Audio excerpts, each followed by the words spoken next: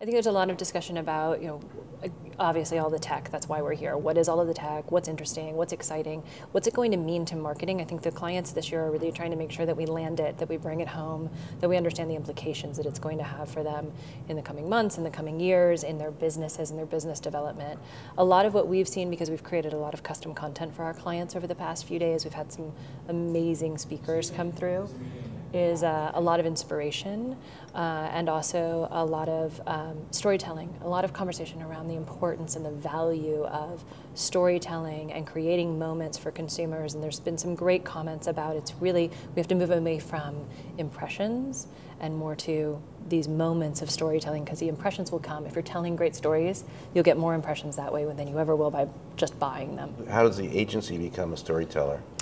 It's a really important question. So I think a lot of it has to do with us paying attention more to what's happening in the market and in the media and what our clients are interested in. Every client has a passion point. Every consumer at the end of the day has a passion point, something that they're excited about, and that's going to change from moment to moment, whatever's happening. And so you've heard about the partnership that we did with Velocity and Mashable, using tools like that allow us to get a bit more predictive, to allow us to understand what consumers are passionate about before it spikes, before it blows up, before it becomes a major trend, is an important opportunity for us. So we need to look at what consumers want to hear about and figure out how we can tell stories that assist them in understanding that future. From the digital standpoint, what are the emerging opportunities for brands? What are you telling them, and what are their, how can they sort of play in this intermediated world? Yeah, we're telling them we're having a lot of conversations with them, like I said, about the storytelling, but about how do we create these contact maps of where your consumer is spending their time, because what we're finding is that digitally especially our clients are all over the place, right? They have a Facebook page, a YouTube presence, a Instagram page, they're on Pinterest, somebody decided to start a Tumblr at some point that nobody's looked at in 2 years. There's a corporate branding page, and there's a branding page for every single one of their individual retail stores or properties or whatever it is that they sell and do. And it's all spread out. And so there's now an opportunity for us to start to have more conversations around, let's look at your owned channels. Let's start to tell a story around them. Let's pull them together. Let's understand why we have them and what we're using them for and how they add value to your consumer's life. So we're spending a lot more time and having a lot more conversations around owned properties and how that is the foundation of everything that they do, because we can buy media impressions until the cows come home. And everybody can get you great media deals, right?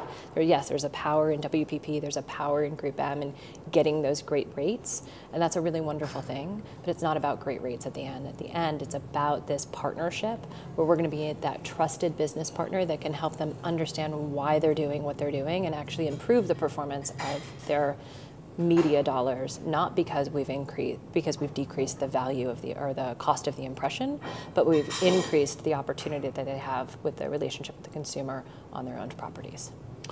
And finally, we have the big Beat Retreat coming up, focused on video. Very excited. And video is part of everything now. Yes. But what is the conversation around video now, would you say, from your standpoint, your client's standpoint, device, content, branding? I have some clients who are doing 100% video. That's all they're doing, right? And it's become a great focus for them, and they're producing incredible video, and some of it they're producing in-house, and some of it they're producing with partners, some of it they're producing with their creative agencies, and they're on this fast track to focusing entirely on video. I have other clients who want to be doing more in video and are challenged with who owns it from a creative execution standpoint. Is it the creative agency? Is it something that I need to be doing in-house? Do I need it professionally produced with cameras and lights and microphones and all of that? Or is a cell phone video of what I'm doing enough to actually make a difference in what I'm doing for my business? And sometimes the answer is both, right? Sometimes the answer is yes, you need that glossy, professionally produced thing that tells a fun story that gets your consumer excited and engaged.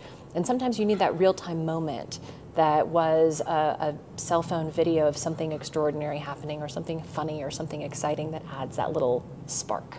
And it's about knowing when and how to use all of that video, and honestly having the budgets to create it. And I think that's part of the challenge that the clients are having is, where does it live? How do I pay for it? How much is it going to cost me? And whose responsibility is it to make it happen?